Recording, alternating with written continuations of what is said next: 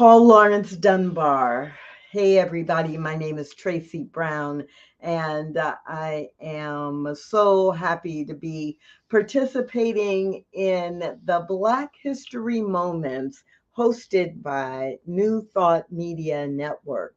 And I am really delighted to introduce to some of you and remind others of you about the amazing poet Paul Lawrence Dunbar. Paul Lawrence Dunbar was born in 1872. His parents had both been enslaved.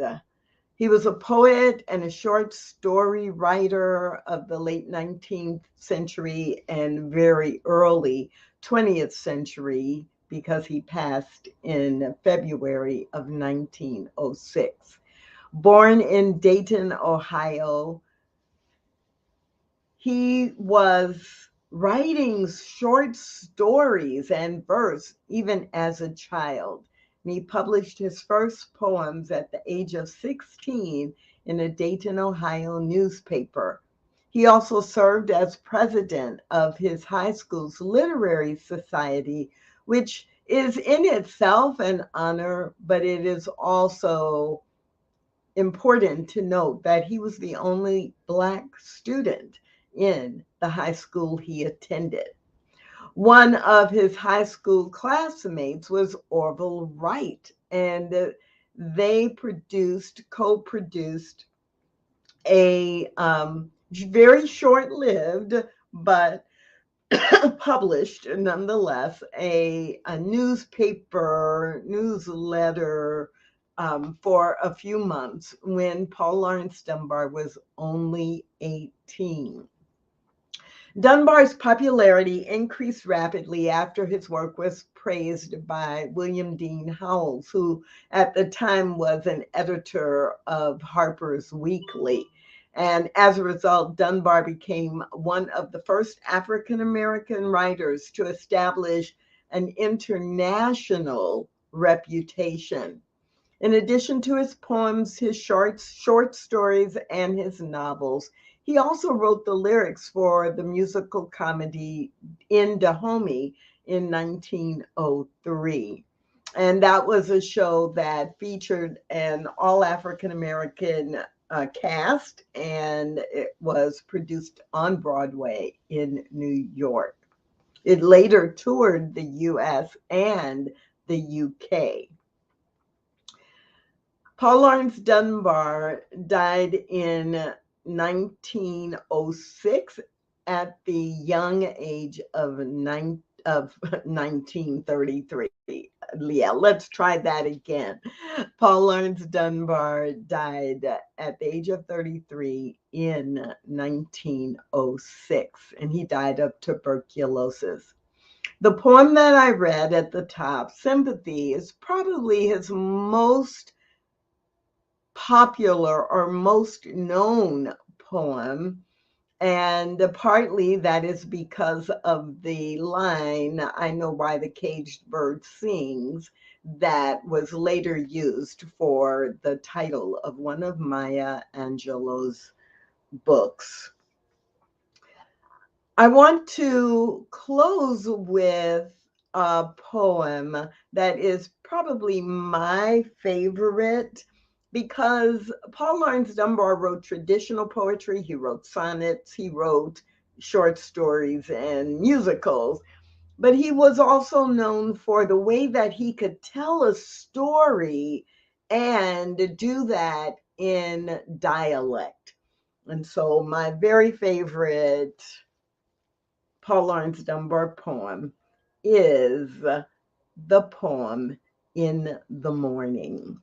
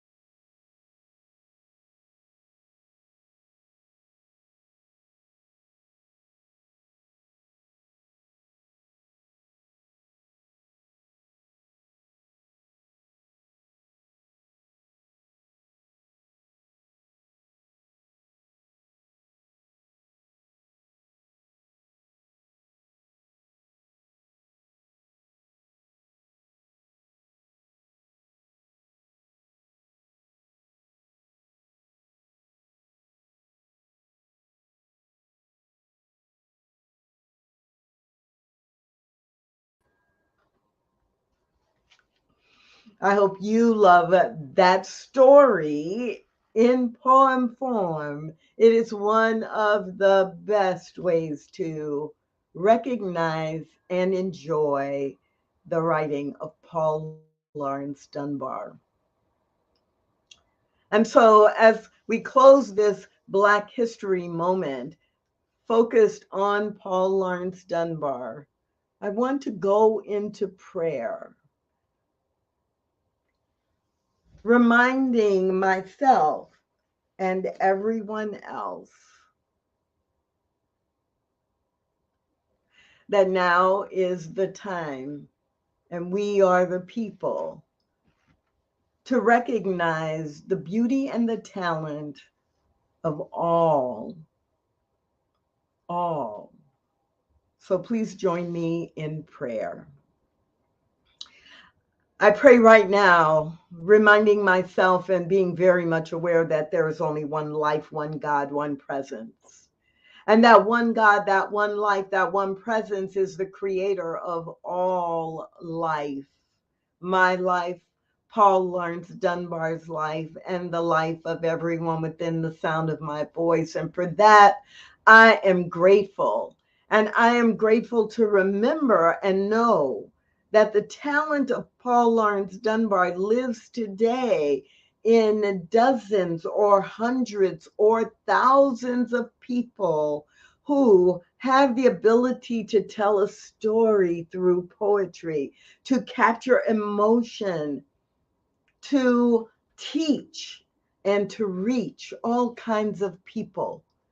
And so I claim and declare that race and ethnicity are not barriers to recognizing and rewarding and enjoying the talent that is available to the world through individual people who are creative, smart, and able to communicate through words.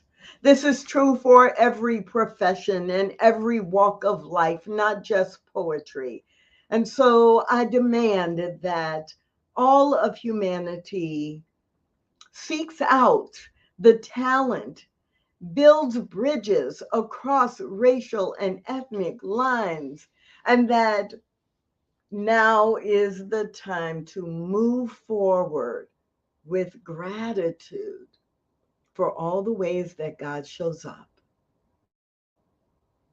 I release this into the flow of perfect spiritual activity, knowing it is actually already done in universal mind, and I let it be.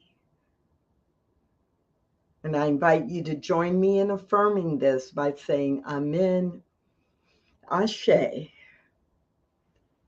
and so it is.